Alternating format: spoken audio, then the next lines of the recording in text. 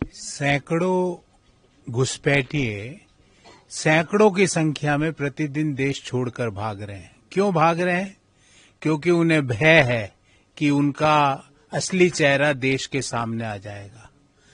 किसी भी घुसपैठियों को भारत का मताधिकार नहीं दिया जाएगा।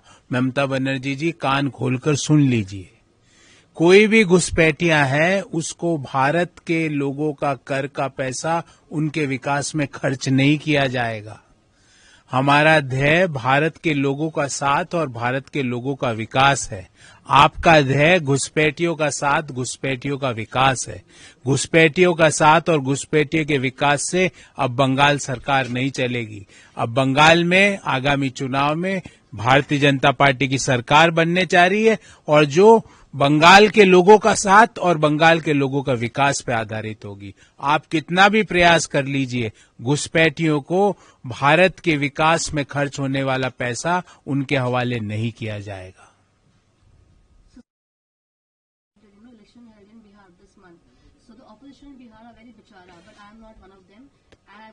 तो राहुल गांधी को बेचारा बोल रही है, तेजस्वी यादव को बेचारा बोल रही है, हमें क्या उससे आपत्ति है?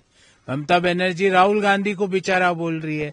राहुल गांधी पता नहीं कहाँ है, देश में है या नहीं, मुझे कोई जानकारी नहीं है। वो उस पर प्रतिक्रिया दे। और हम पहले दिन से कह रहे हैं कि ये जो इंडी गठबंधन नहीं है, ये ठग बंधन है और ये ठग बंधन बाहर आ रहा है दिन ब दिन। ममता बनर्जी राहुल गांधी को बेचारा बोल रही है, तेजस्वी यादव को बेचारा बोल रही है। ममता बनर्जी मैडम, आप बेचारा है कि नहीं, मैं इस पे कोई टिप्पणी नहीं करना चाहता, पर मैं एक बात जरूर कहना चाहता हूं। आपका जो मोडस ऑपरेंडी है ना, घुसपैठियों को घुसा के वोट दिलवाकर अपनी सत्ता हासिल करना, वो मोडस ऑपरेंडी ध्वस्त होगा।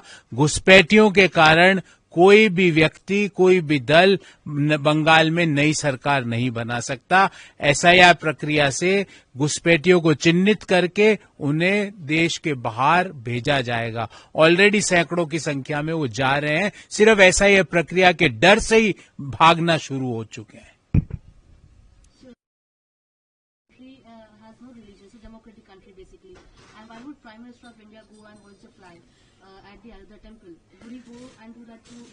देखिए, कांग्रेस पार्टी को समस्या हो गई। देश का प्रधानमंत्री धर्म ध्वजा फहरा रहे हैं राम मंदिर पर, तो कांग्रेस पार्टी को परेशानी हो गई। राम मंदिर की प्राण प्रतिष्ठा हुई, कांग्रेस पार्टी को परेशानी हो गई।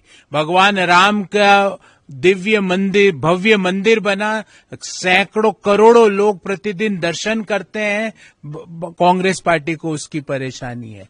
पूरा देश राममय हो चुका है, कांग्रेस पार्टी को उसकी परेशानी है। सदियों से जो हर भारतीय का सपना था कि भगवान राम का भव्य मंदिर अयोध्या में बने, उससे कांग्रेस पार्टी को समस्या है। यही कांग्रेस पार्टी की ऑफिशियल लाइन है कि धर्म ध्वजा फहराई जा रही है अयोध्या के राम मंदिर में। कांग्रेस पार्टी के लोग, कांग्रेस पार्टी के नेता उसका अपोजिशन कर रहे हैं। कांग्रेस पार्टी के लोग, उनके नेता मुख्य दर्शक बने हुए हैं, वो कुछ नहीं बोल रहे, प्राण प्रतिष्ठा में गए नहीं, भगवान राम के मंदिर में चंदा दिया नहीं। अब धर्म ध्वजा फहराने भारत के प्रधानमंत्री जा रहे हैं। ये धर्म की जीत है, भगवान राम के मंदिर एक हर हिंदुस्तानी के सपने की जीत है और कांग्रेस पार्टी के नेताओं को इससे परेशानी है। देश देख रहा है। मैं पुनः कहता हूं कि जो अभी ऑल टाइम लोवेस्ट जो था पिछले 20 साल में, वो कांग्रेस का 44 था। यही इसी तरह की बातें करते रहिए, आप 4 पर आके गिरेंगे।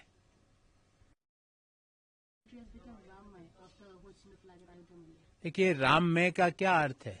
राम, भगवान श्री राम मर्यादा पुरुषोत्तम है।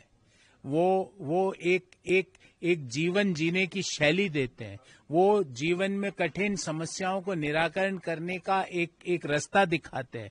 वो जीवन को किन मर्यादाओं में जीना चाहिए उसको एक चरितार्थ करके दिखाते हैं। तो जब हम राम में बोलते हैं तो हम तो पूरे देश को राम में ही बनाना चाहते हैं। भगवान राम ने जिस तरह शासन किया, उसी तरह की सरकार राम में सरकार चल रही है। इसलिए प्रधानमंत्री जी कह रहे हैं कि राममय का अर्थ शासन में राम, प्रशासन में राम, सोच में राम, चरित्र में राम, भावना में राम, भारत के रोम रोम में राम, यही बात प्रधानमंत्री जी कह रहे हैं। वीके न्यूज, राष्ट्र के नाम।